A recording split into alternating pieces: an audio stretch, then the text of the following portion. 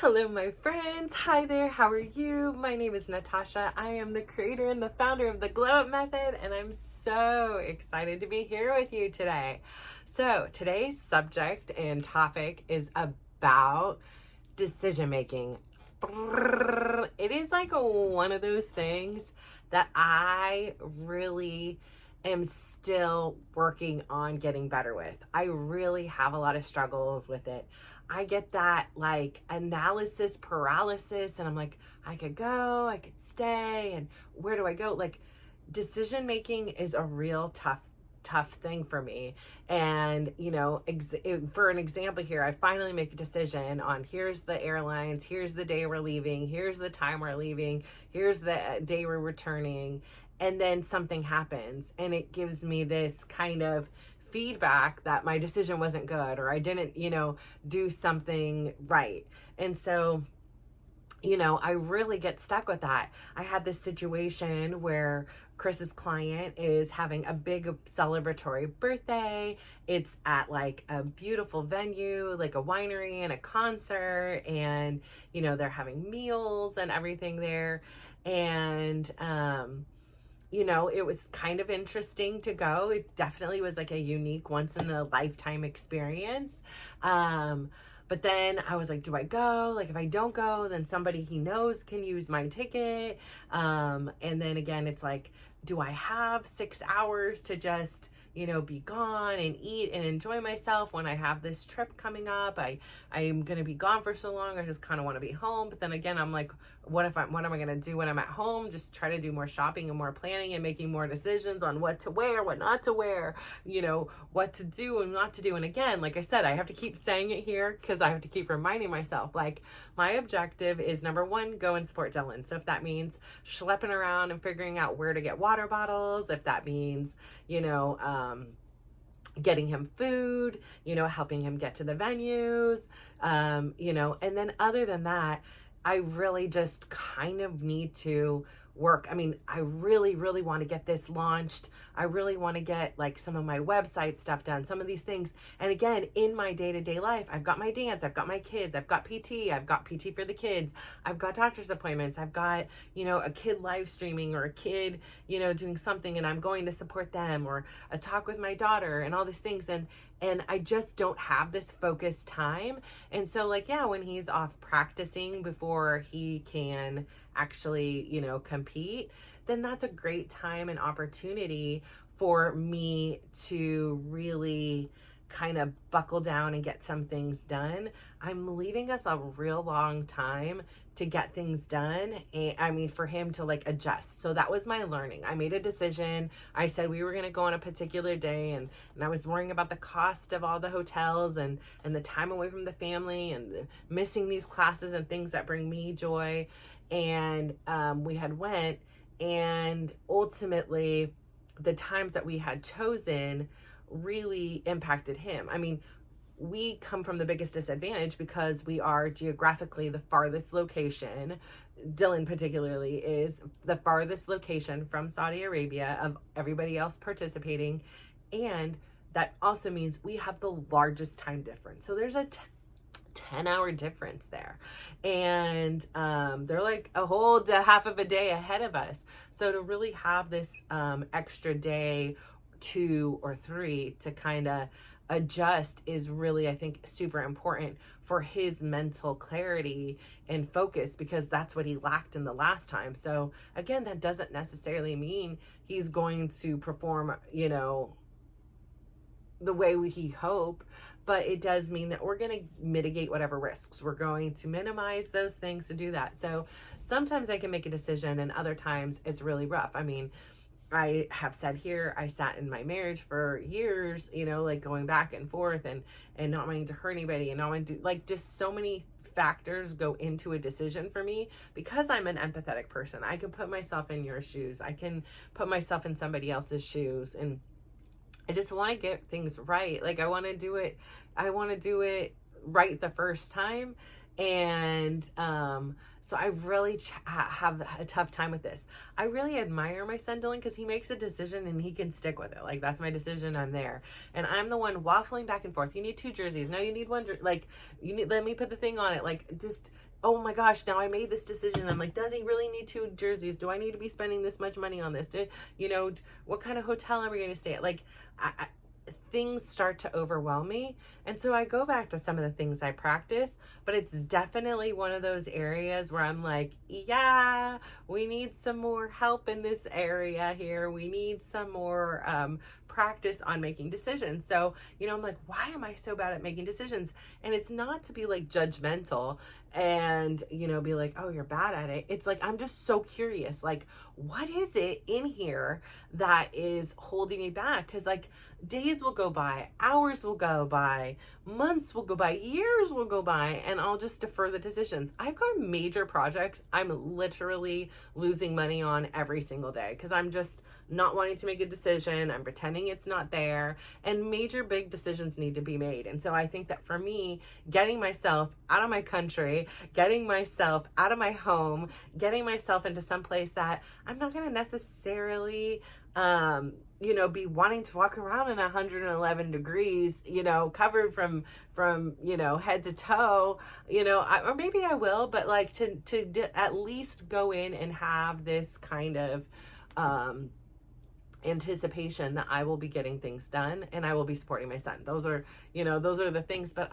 there's a lot of decisions that just really need to start getting made, because the longer I've been pushing down the can and not making the decision, the bigger the problem is. That can is like collecting momentum, and it's coming for me fast. And so, and when things start to come at me fast, I almost want to just like blah, I just make like almost like a impulsive decision. And I'm not an impulsive person. I'm a very well thought out person, and I do a lot of analysis, and like what's best, and what's what feels good for me, what's gonna make me proud, what these kind of things. So again, I say all this to say, like, it's really, this whole journey is such a learning process. And when we first start, and we're just inside of us, like envision, like, I don't have a jar here, but let's just say there's like a jar or, a bowl or something like that. And that's us, right?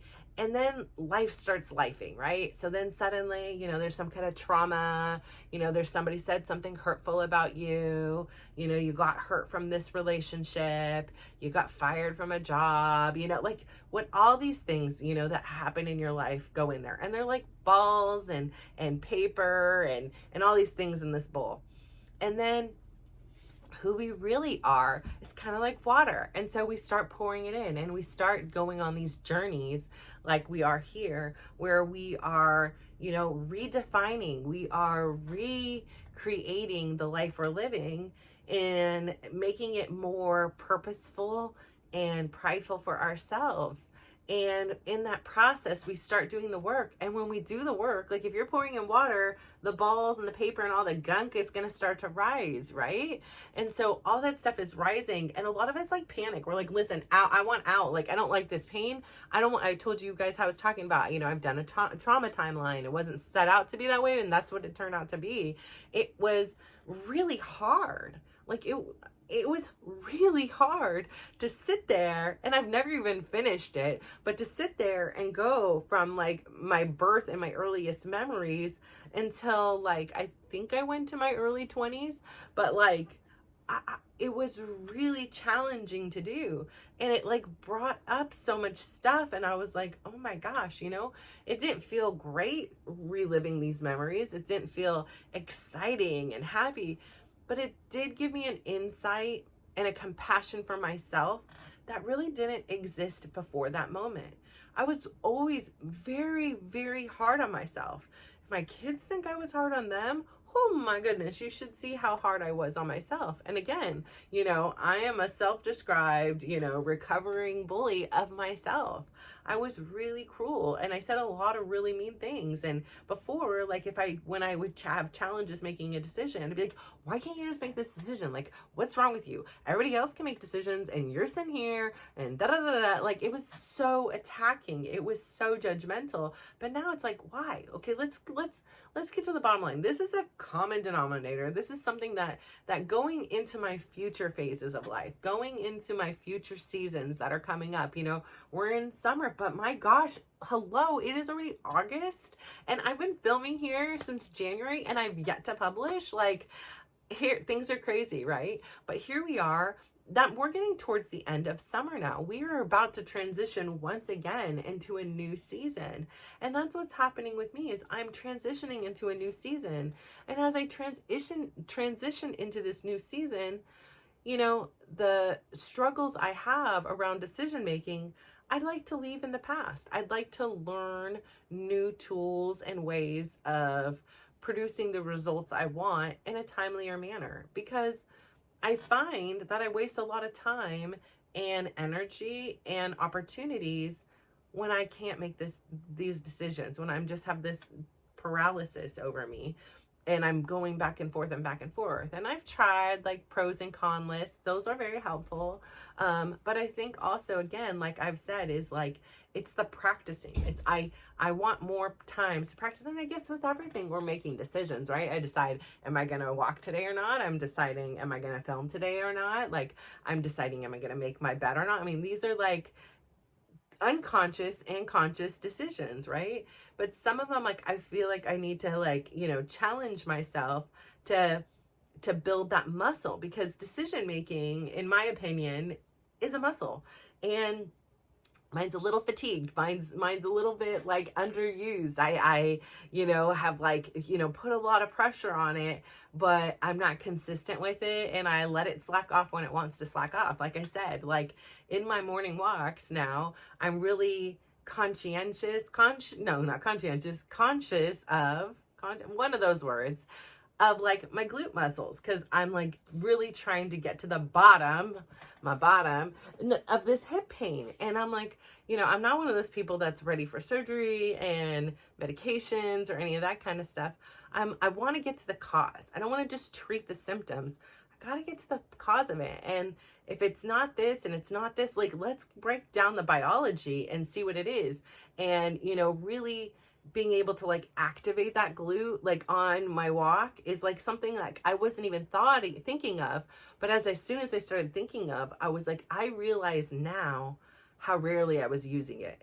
And so again, now it's like something, and I knew that because I would start to use it and then forget. I would start to use it, it would become challenging and I would stop. Like, and now I can go a large distance and it's built up. It's stronger now. It's something I'm aware of. And hopefully it'll get to the point where I don't have to consciously think like, oh, yep, let's squeeze that glute again. Squeeze your glute. Squeeze, squeeze, squeeze, squeeze, squeeze, squeeze, squeeze.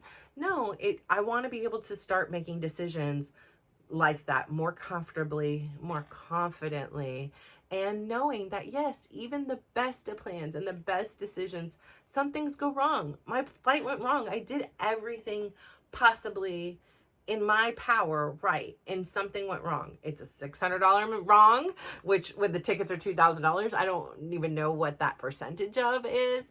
And that was super frustrating in the moment. Like I said, I felt like nauseous and sick, and this was my second time this year. Like another one was with Brad where the flight didn't go through. So that's why I knew I may be able to convince some things, but the airlines and that ticket that didn't go through, it ain't gonna happen. I'm not gonna sit here and waste time. It's time to abort ship and go on to the next opportunity.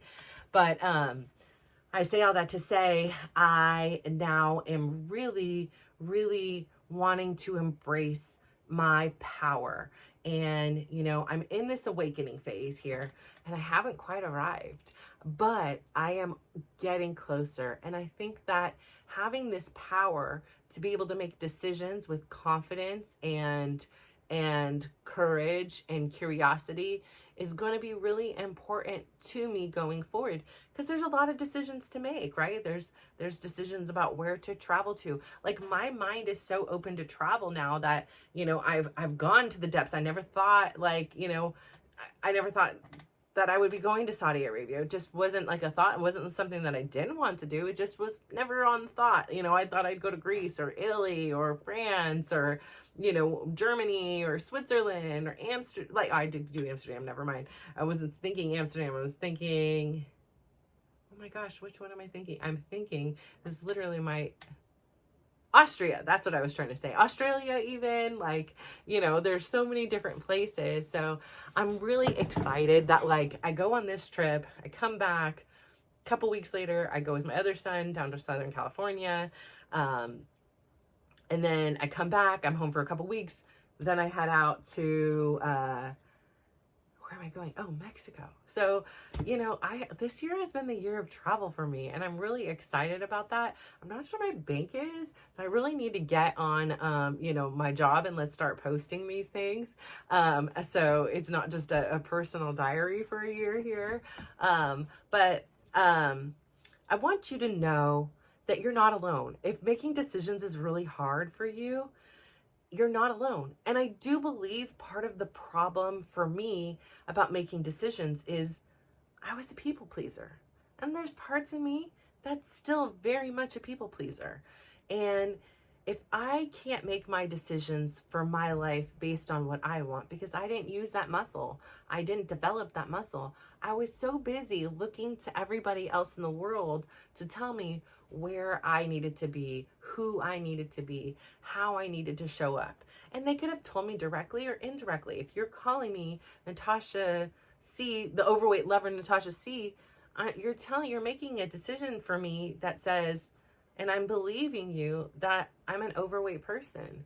And when I go home and I cry, I either have an option of changing it, or I have the option to lean into what the world sees me as. And I know now there was a third option, that I didn't have to listen. Like, I didn't have to accept what that person said. Like, he was no God, and, it wasn't like what he said was so true. And again, this is probably something he literally has zero recollection of ever saying, but yet it's something very impactful to me. And I am just so understanding now, sitting here thinking about how big of an issue and it has become to have this inability oftentimes to make decisions on my own, because I'm so worried about those around me or what those around me will think of me.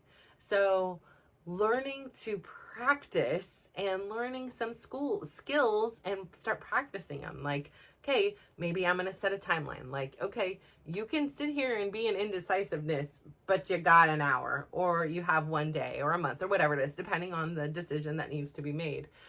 Creating rules and habits that will fit into my lifestyle, that will feel good and say, give me some relief, and be like, okay, I'm a little bit overwhelmed right now. There's a lot of information. I've got an hour to make this decision.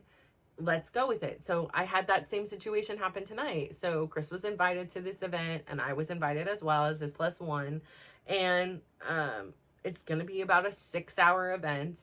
And I just was like, I don't know. I've got things to do here. I'm going to leave on Tuesday. I'm not packed. I don't even have luggage because everybody's flying out like within the same time frame. So I need to get luggage. I need to buy like literally a whole wardrobe that I don't have. All these different things. And I was like, I want to go, but I don't want to go. And it seems like a lot, and I'm gonna, so it's back and forth and back and forth. And he had asked me like 2 weeks ago, and I was like, I'll get back to you. Well, I forgot about it, or I thought about it for a minute, and I was like, no, or yes, or whatever. And then he asked again today, and I was like, okay, well, I'm stressed out right now. Can I have more time until after my dance class? So he gives me time, and now I'm starting to panic before, and he's like, oh, and I'm like, let me just leave up to fate. Let me let somebody else make the decision. If he has a friend that wants to go, listen, I don't even know your client. Like, I know of him. He's been a super supportive client, one of your longest clients. I don't have to go. He can give the ticket to somebody else. But, if there's nobody else going to the ticket, I'll go. And it was like me being like a cop out, right? Like, that's just like a make the decision. Are you going or not? Like, there's no pressure if you don't go. There is no pressure if you do go. Like, whatever you want to do. And that's the really tough part for me, because again, for so long, I never knew what I wanted to do. So I'm only learning how to discover and live and explore that. Like, it is such a foreign concept to me. It's like learning an entire new language, and I really am still very broken with. Like I haven't practiced it enough. I'm not sure how to do this. And so really having to ask myself, what is it I want to do? And sometimes it's the thing, like, you want your cake and eat it too. You want multiple things that you can't have multiple of the both. Like, I want everything packed and done, but I also want to go have this experience. And then I also was invited to go for lunch with some of my gym friends on, Sunday. So I'm like, okay, there's another 2 or 3 hours that's like, gone from my day. And I didn't have to go. Like, I was invited today to go hiking, and I was like, look, I can't do that one because I just need to get things ordered and coming on their way here. But I really, really, really want to strengthen this decision making muscle, because it's really, really weak, and I can see that, and I can see the challenges it poses in my life. And again, like, to get more in tune with myself and find strategies, like, what is it I want? And so, I had to lay there for a minute, and I had to really close my eyes. I held my heart. I was like, what do you want to do? Like, take Chris out, and the fact that Chris will be alone if you don't go, and take everything out. Like, would you like to go? They're having this fancy dinner. It's at a winery. It's going to be a pretty nice night. Do you want to go? Yes or no? It's a simple question. And so I ultimately decided I'm going to go, because this is a once in a lifetime opportunity. And chances are, if I'm here, I'm going to be doing other things and completely distracted anyways. So if I go into the morning knowing I'm going to get up early, I'm going to get things done, I'm going to get my run in, I'm going to take a shower and wash my hair, I'm going to get ready, then I know, okay, so like for me, if we're leaving at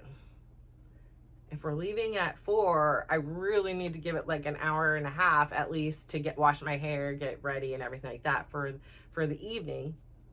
And so really giving myself this space to say, okay, like, this is actually like a lot longer. I'm going to be getting ready at 2:30, and I'm not going to get home until 11:30 probably. So it's going to be a long event, but I'm not driving. I can get on my phone if I need to, order something really quick that I'm forgetting I need to order, or do anything else. So I say all that to say, I'm proud I made the decision. There's a piece of me that still has a little bit of like, why'd I do that? Like, I don't have that much time. But there's also a part of me that's like, I kind of just need a break, right? Something that's not dancing, that's not running, that's not video game related, that's not fantasy football related, that's not my daughter related, or my son's injury related, or soccer related. Just kind of someplace to go and just be an adult where I am not responsible for anything. I don't have to worry about what to eat. It's a planned meal. I don't have to worry about the price and the tickets and the this and the that. I could just go and listen to Frankie Valens, I think it's called. He sings The Big Girls Don't Cry. He sings like Grease song, couple other ones. Listen, I will probably never go to that kind of concert, so why not just go? Like, have that experience. You never know. I may bump into somebody who's from Saudi Arabia there, and they may say, hey, I have family there, and they will help you out when you get there. I mean, you just never know what's gonna happen. And again, on this thing of community, I just have to say this, because never in my life have I felt like this. I adore my high school friends. Like, I will always, like, those are like sisters, like, to me. Again, I probably have not cultivated those relationships to my best ability, because I felt like being a mom meant I really needed to like withdraw from all the crazy fun things that we were doing in order to show up as the best mom. And I know now I could have gone and done lunches and done other things, but I really didn't want to be a burden and be like, oh, well, I'm not doing the things that they want to do. They're not going to want, like all the stories I was telling myself. I didn't want to cause Chris trouble. I didn't want to leave the kids alone with Chris. Like, so many different things, right? But now I just feel such joy. Like, when I go into the gym sometimes, like today, I was very stressed. Still, I'm thinking about this trip. I'm thinking about the outfits. I'm thinking about, all these things. I'm thinking about the fact that I haven't booked a hotel yet. I'm thinking about how my son will do. Like, this is a big journey, and we're footing the bill. And I'm thinking about all these things, and I find it in times I'm dancing, and then in times the stress is kind of coming in, but also some of the stress is coming out thanks to the dance. And I could just say when I walk in and there's so many familiar faces who have good hearts, like, you know, they're saying hi, and they're this, and there's my inspiration, there's my thing, like, oh, she can just dance, like, and not because they're complimenting me. The compliments are nice. Like, it just feels so good to finally feel like I am arriving, that I am now presenting myself as the person I want to be. I don't go in there to be inspiration. I don't go in there to be anything but myself. And being myself is allowing people to see me for who I really am, and has allowed me to discover who I am. And in that discovery, there has been this magic and just getting to know people. And, you know, I can have the craziest, funnest time with some of the people, like my girl on Thursday, and, you know, scream like a crazy woman and get out all the craziness.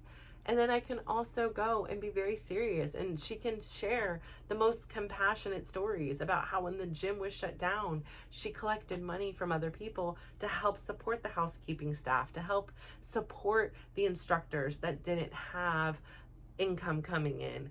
And so, you know, she's just always been one of those people that has, you know, asked for donations for, you know, the cleaning ladies in the locker room, and all those people that people often take for granted.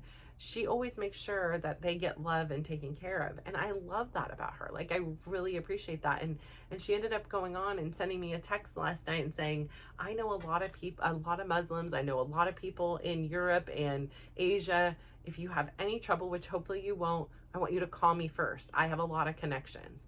And, you know, just that is so thoughtful, right? And, you know, she ends up sharing with me other stories that are like about her. And I'm just like, wow, it's just so amazing that I could be so lucky to be around so many amazing individuals. And we are all, you know, joined together by one amazing dance instructor.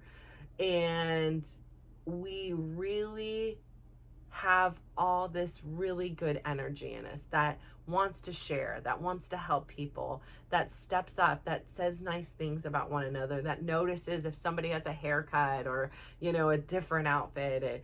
And it's just really nice to know that while building this life, that I had these insecurities at time to think that, like, well, if my brother doesn't like me and my sister doesn't like me and my other two sisters that don't like me, that have never even given me the chance, then there's something wrong with me. Like, I'm the broken one. And I really for so long wanted to believe that. And not that I wanted to, I just did. And going through this process and earning my confidence and my wings has taught me that as we grow, we sometimes lose things. We sometimes leave things. And it doesn't mean I don't love them or care for them. It just means that I am not broken anymore in a way that attracts us like it used to. And I think the same situation goes with Chris. But what's also very beautiful and sad that, you know, there is a change here in these relationships. But what's beautiful is there's so many other humans on this earth that I am now attracting that have the same unbroken spirit about them. And the generosity and the volunteering and the kindness and the thoughtfulness for others just shines through. And so I say all this to say, making decisions are tough, especially when it's an evolution and a change within yourself, because there is that little bit of you that knows that, like, when things change, like, they change. And change is not always easy. And making a decision, we can make the right one and we can sometimes make the wrong one. But the practicing of it is the important part. So that's what I'm really working on is making a decision. When are we launching and what's it going to look like? And really making a decision on my website, all these things that haven't moved forward because I'm on analysis paralysis, trying to get it right, trying to get it perfect, trying to get this. And I just need to get it. That's the whole point. it can always be improved. It can always change. Your decisions are not holding you there for death. My decision to marry Chris, for a long time, I thought I needed to honor and value. As a 22-year-old kid, that was her decision. I need to do that and for the rest of my life. I now know I don't. I now have the freedom to make whatever decisions feel best for me, this version of me today. Tomorrow, Natasha might be a little bit disappointed in it or sad or whatever it is, but I have a feeling she won't. She'll probably learn if I make the wrong decision, but if we're learning, there is no wrong decision. So I need to remind myself that. I need to find a post-it and write that down or something about that, so that I have this reassurance that there's not a lot of decisions we can't undo. So I say all this to say thank you so much for deciding, you did it, to sit here and spend your time with me these last 30 minutes. I really appreciate it, and I appreciate you. I love this awakening journey that you are on, and I get to play a very minute part of. I love to hear your stories. Please share them below. I'd love to hear your progress, any strategies for making decisions that I can utilize or perhaps someone in our community can. Absolutely, please share. You are so important. And I just really hope that you have an amazing day. And please go out there, give somebody a big smile, give them a compliment, and just watch how they glow up. So thank you. Bye.